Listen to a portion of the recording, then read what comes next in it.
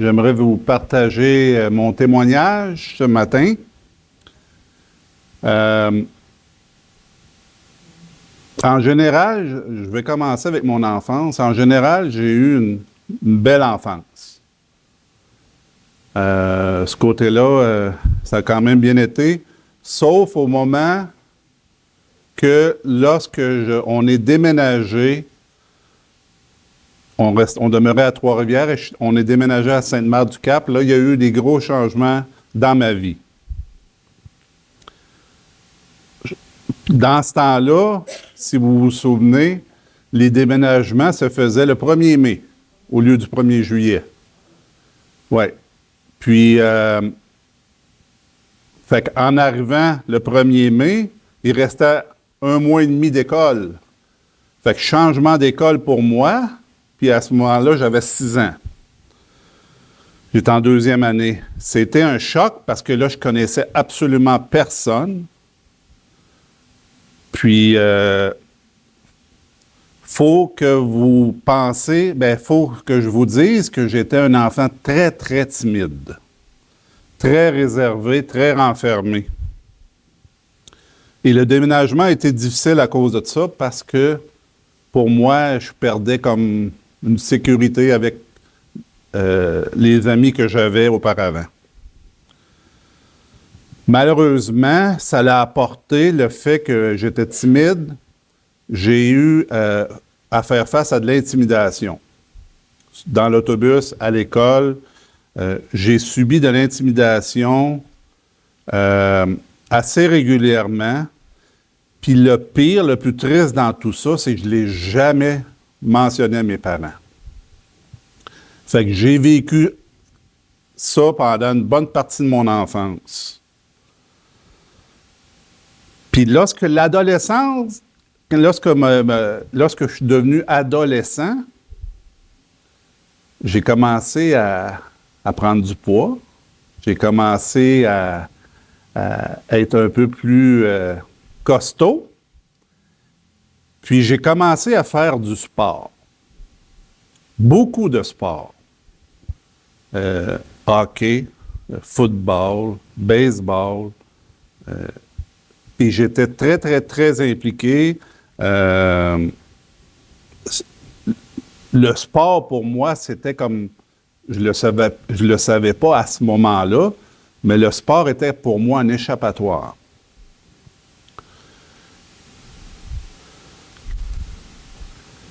Puis, par la suite, là non plus, je ne le réalisais pas, mais j'avais beaucoup de rage de refouler à cause de l'intimidation que j'avais vécue. Puis au football, durant la saison morte, on fait beaucoup d'haltérophilie. Alors, on se fait des muscles, puis là, j'ai pris encore plus de poids, j'étais plus imposant, si on peut dire, là. Puis c'est drôle, à ce moment-là, toute l'intimidation a cessé. Le fait que j'avais pris du poids, le fait que j'étais plus costaud, j'avais plus de problème avec ça. Malheureusement, comme je disais tantôt, la rage était refoulée en moi, elle l'a sorti. Fait que je suis devenu excessivement violent dans les sports. Dans le football, dans le hockey. J'étais gardien de but au hockey, puis j'étais violent. Au baseball. Le baseball, c'est pas un sport violent, mais je mettais un peu trop d'agressivité. C'est juste pour vous dire là, que toute la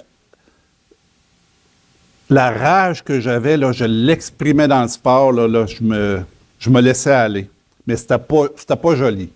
C'était pas beau, là.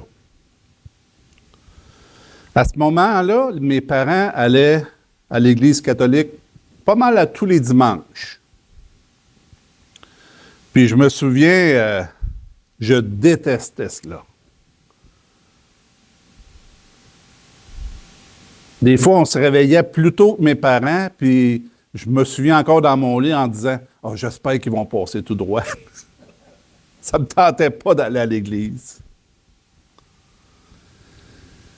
Fait que, on a grandi, puis comme je disais tantôt, le sport pour moi, c'était ma vie. Je pourrais même aller jusqu'à dire que le sport pour moi, c'était mon Dieu. En 79, mes parents sont devenus chrétiens. J'avais 17 ans à ce moment-là. Il y a eu des changements à la maison. Le couvre-feu n'était plus le même.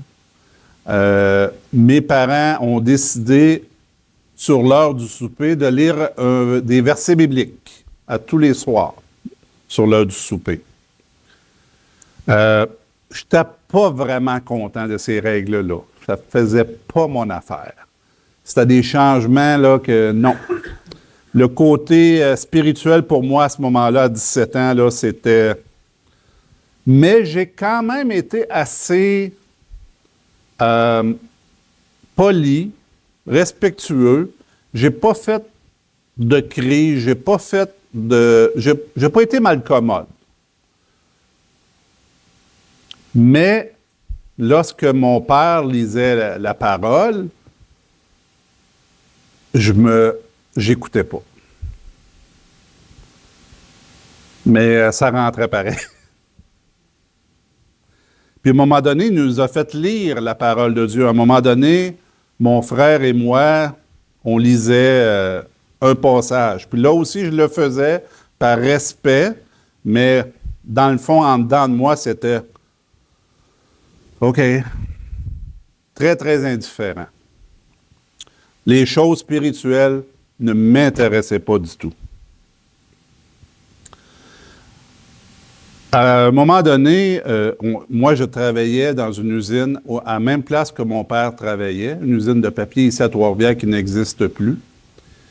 Et puis, je me souviendrai toujours, j'avais à peu près 19 ou 20 ans, mon cousin qui travaillait à la même usine est venu me voir parce que mon père avait déjà un témoignage à cette usine-là. Mon père parlait de Dieu à ses collègues, puis il y avait déjà...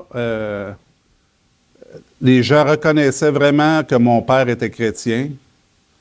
Puis mon cousin était venu me voir, puis je me souviens encore des paroles qu'il me dit. Il dit, toi, René, il dit, tu vas-tu embarquer dans leur patente? C'est exactement les mots qu'il a dit. Ça m'a toujours resté. Puis moi, j'ai dit, ben non, jamais de la vie, je vais embarquer dans la patente. Fait que ça a resté là. Quelques années plus tard, mes parents avaient des amis chrétiens qui venaient régulièrement à la maison. Puis, à un moment donné, ces amis-là, le monsieur avait décidé de partir une équipe de hockey chrétienne pour jouer contre d'autres églises chrétiennes. Puis il avait besoin d'un gardien de but, puis il a su que j'étais gardien de but, puis il me l'a demandé. Il dit, t'aimerais-tu ça, être gardien de but? On fait une équipe, puis on n'a pas de gardien de but. Ben oui. Moi, le sport, chrétien, pas chrétien, ça ne me dérange pas, là. J'étais content. J'ai dit, oh oui, j'embarque. Puis c'est là qu'il a commencé, que le Seigneur a commencé à me toucher. Lorsque je suis arrivé dans la chambre des joueurs, j'ai été très bien reçu. Les frères qui étaient là à ce moment-là m'ont vraiment démontré de l'amour. Puis, ça m'a vraiment touché. Je me souviens encore, avant de débuter la partie, on est au milieu de la glace, on est tous rassemblés ensemble autour de la glace, puis il y a quelqu'un qui fait une prière. Il prie pour la protection, personne n'ait de blessures, puis qu'on ait du bon temps ensemble. Moi, je suis là, puis je regarde les autres à côté de moi, là, puis respectueusement, tu sais, je me coupe, puis je regarde un peu autour de moi, les gens, tu sais, il y avait quelqu'un qui priait, puis ça m'avait touché. Fait que on joue la partie, on perd la partie, puis je me fais compter des buts. Je sais pas comment Janice va dire ça en français, mais je me fais passer des sapins. Bonne chance. Je me fais passer des buts facilement, si vous voulez. Puis lorsque je jouais dans le monde, dans les équipes qui n'étaient pas chrétiennes, quand tu te faisais passer un but douteux, ça paraissait dans leur visage, des collègues, des joueurs. On me regardait en voulant dire « Ouais, tu en as fait passer toute une. » Mais eux autres, c'était « Ah, c'est pas grave, René, c'est pas grave, René, on a du fun, puis il n'y a rien là, on joue pour s'amuser. » Wow! Ça m'a touché, ça me touchait. Leur témoignage me touchait. Pour moi, mais je vais le dire tantôt, là, je ne le dirai pas tout de suite. Puis là, à ce moment-là, dans l'équipe chrétienne, il y avait un joueur qui demeurait vraiment pas loin de notre domicile à mon épouse de l'époque, ma première épouse. On était voisins, là. Puis on s'est liés d'amitié avec eux. Puis, à un moment donné, il nous avait invités chez lui. Puis il avait dit quelque chose qui avait attiré mon attention, puis que je ne comprenais pas. Il me disait à moi, il dit, Dieu, là, aujourd'hui, il m'a parlé, il dit... Puis je ne comprenais pas quand il disait ça. Dieu m'a parlé. Y a-tu une voix que tu as entendue? Puis, tu sais, je ne comprenais pas. Il dit, non. Il dit, dans la parole de Dieu, dans la Bible, Dieu me parle au travers de sa parole. Puis là, il m'a expliqué le plan du salut clairement. Puis le 10 mai 1984, j'ai compris. J'ai accepté le Seigneur comme mon sauveur. Mes yeux se sont ouverts, puis le voile était parti.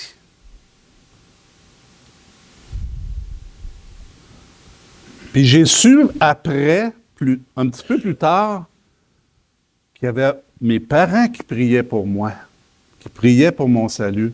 J'avais des frères et des sœurs qui priaient pour moi. Je ne le savais pas pendant ce temps-là, avant ma conversion, qu'il y avait des gens qui priaient pour moi. Mais on me l'a dit quand je suis arrivé à l'église. On m'a dit, « Oui, ça fait longtemps qu'on prie pour toi. Ça fait longtemps que tes parents prient pour toi. » Ça m'a touché, ça.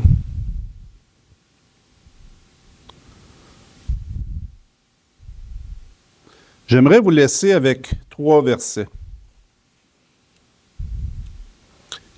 Ces trois versets-là ont un impact dans ma conversion. Dans le fond, c'est 1 Timothée 2. Je vais vous lire 1 Timothée 2, je ne l'ai pas à l'écran.